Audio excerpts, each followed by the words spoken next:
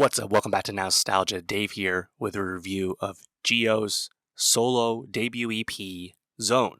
Jihyo, of course, the leader of Twice, K-pop megastars. People know Twice been having a big year this year. Released their latest EP or album, Ready to Be, released in Japan, or Japanese music as well, on their biggest tour, international tour yet, a stadium tour.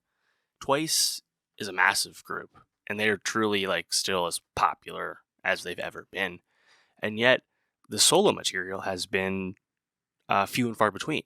Of course, Nayeon was the first Twice member to go solo about a year ago, last year, a little over a year ago, and that debut, I'm Nayeon, I loved. That was actually my favorite K-pop album of 2022. Really infectious, really successful drop, and was awesome. And I think on the other hand, Nayeon's rapid success with the solo music put a lot of, I think, pressure on the rest of Twice members with solo aspirations, just because that's a high bar. That was a very successful first Twice solo, Jihyo, of course, the leader of Twice, famously has been a K-pop trainee since before her teenage years, been in the game a long time. At last, delivering solo music, Zone, 7 songs, 22 minutes. Notably, Jihyo has songwriting credits on 6 of the 7 songs, and also has some composition credits in terms of the musical arrangement as well. Awesome to see. And I thought this was pretty solid. I would say, not that it needs to be compared to it, but I like the Nayeon release a little bit more. But I thought Zone was certainly good and pretty fun. And I think what's kind of awesome about this is how Jihyo is giving you something a bit outside the traditional Twice mold. The Nayeon EP, like most Twice music, very bright, very upbeat, very lively, but you kind of understand what that Twice sound is. Jihyo has some of that on Zone, but also goes in some different directions, tries some different genre bends, some different vibes than you get from when she's a part of the Twice ensemble. And I think that's really cool, and that's what you want to hear from, someone going solo who's been part of a group for so long, right? Is to just experiment and do things creatively that you feel like you have not yet been fulfilled in doing. And I think some of these ventures go better than others, but overall, that's the kind of sentiment you want to see from someone who clearly was very involved in the creation of this project. Right off the bat, of course, you have track 1, Killing Me Good. The lead single has a music video out now, and I think that one's really fun. Just kind of a great beat drop, fun bop type song, very catchy hook. I'd say the lyrics are a bit simple, perhaps a little bit underwritten, but at the end of the day, it's a very catchy song. And throughout all of this, I think Jihyo's vocals are just incredibly strong, incredibly memorable.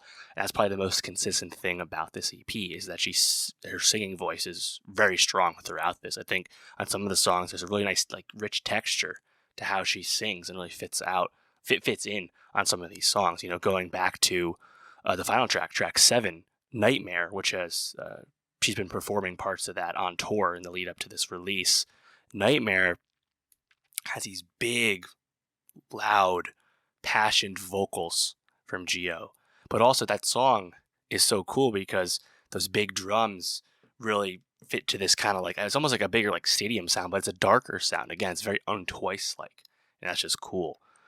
Track 2 was not something I expected to hear. That's Talking About It, featuring none other than 24K Golden. I never thought a member of Twice and 24K Golden would be linking up on a K-pop solo album. But that's what happened. Very random, no doubt. That's an English song. And while I think they actually fit well together vocally, it didn't seem jarring when 24K Golden came in, which was a bit surprising. And Jihyo's vocals are good in general. I just felt that the hook was quite lackluster, and it was just kind of a, mediocre song. It's all right. Closer, track 3, I like the rhythm on that one. Wishing on You, Jihyo really hits that higher register in the chorus. I really like that. I think my favorite song on this, though, Killing Me Good I like, but my favorite song would be Don't Want to Go Back, this duet with Haza. And, man, I think the snare drum on that's really awesome tempo there. But the passion vocals from Jihyo. Again, like the texture to her voice really shines through in a song like that. That's been the song I've revisited the most so far. I really like that one. And then the 6-track Room is just okay. But yeah, I think like clearly there's enough here to be invested in like Jihyo's solo music. Obviously, the Twice members re-up their contracts at the end of 2022 and are still roaring successfully together as a group. So it's not like they're going solo. But I think the strength of this music overall for brand new first solo material, and also the fact that Jihyo's willing to try new things sonically, be directly involved in the music composition, and try and do things that are interesting or at least different. That's pretty commendable, and that's what you want to see in K-pop music, a genre that at times can get stagnant or safe. So I like Zone. Shout out Jihyo. Let me know what was your favorite song on Zone. And for more K-pop reviews, more music reviews, subscribe. And I'll see you next time.